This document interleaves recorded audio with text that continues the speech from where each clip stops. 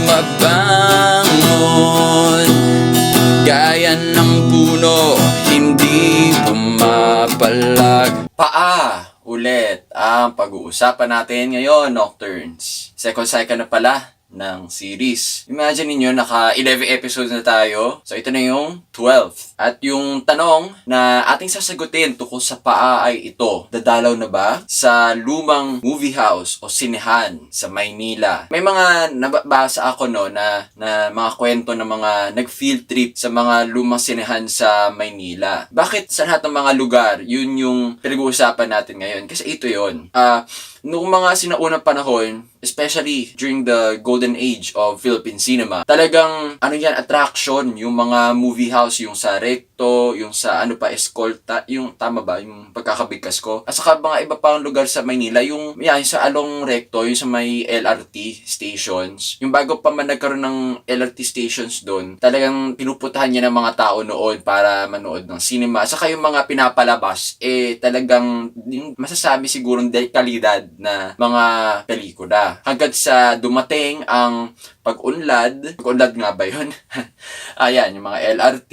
Kaya, ganun na ngayon yung itsura ng mga movie house na ito. Hindi na, karamihan sa mga movie house na ito, dilapidated na, hindi na kaaya-ayang pasukin. Maliban sa mga iilan. Pero, ito yung catch. Alam nyo ba na hindi lang panonood ng sine yung ginagawa ng mga tao doon. Ayon sa mga nabasa kong kwento, yung una sa isang periodical ng aking alma mater na university. Tapos yung ngayon lang, yung kakabasa ko para lang ma-confirm yung nakita ko dun sa unang article. Yung sa internet naman, posted 66 days ago. So recent lang siya. Ito may diretso na ako. Talagang pasok mo dun, iba yung nangyayari. Yung mga pinapalabas, yung mga, alam mo na, yung mga bold, yung erotic, ganun. Pero bukod doon, yung may mga lalapit daw sa'yo, no? Kapag masala na kung lalaki ka. I think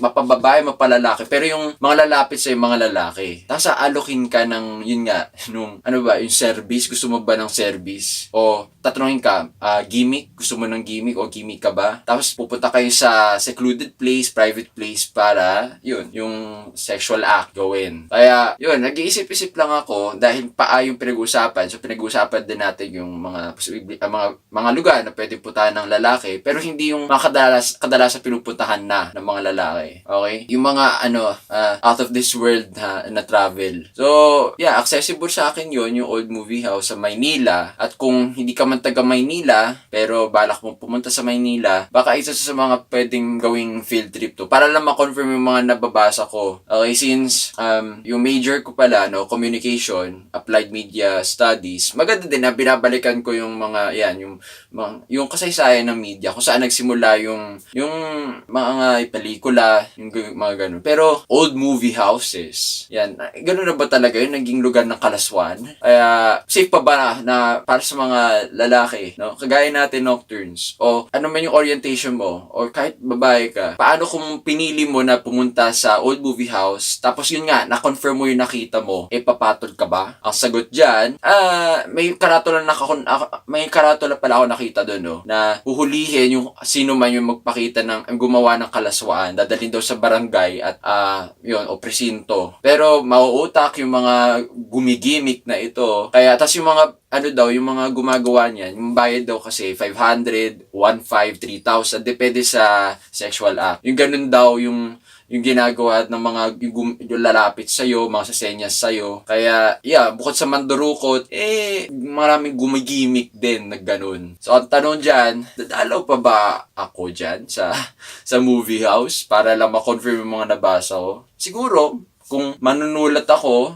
at gusto kong gumawa ng isang article na babasahin ng marami out of curiosity, syempre. Baka gagawin ko yan out of curiosity lang. Pero hindi ako papatol sa kaya ako yung gigimik, no? Maliban lang siguro kung desperado. De joke. Yan. So, bilang lalaki, mahalaga yung dignidad mo. Huwag ka magpagamit sa iba. Yung pagkalalaki mo, gamitin mo para sa gawin kumbaga kung may gagawin ka mang bagay, gawin mo para sa sarili mo at hindi para sa, para lang magamit ka ng iba. At kung mukhang magpapagamit ka sa iba, gawin mo, just make sure na mamimit mo yung, well, not just your objectives though. Hindi lang kasi yan sa kung matutupad mo yung mga pangarap mo o yung layunin mo sa buhay. Nasa din yan paano mo ba siya tuparin? Kaya, payo ko sa mga nagigimik o pumapato sa kapwa, sa mga ganyan, yung mga nag-accept ng ganyan offer, well, maging accountable lang kayo sa mga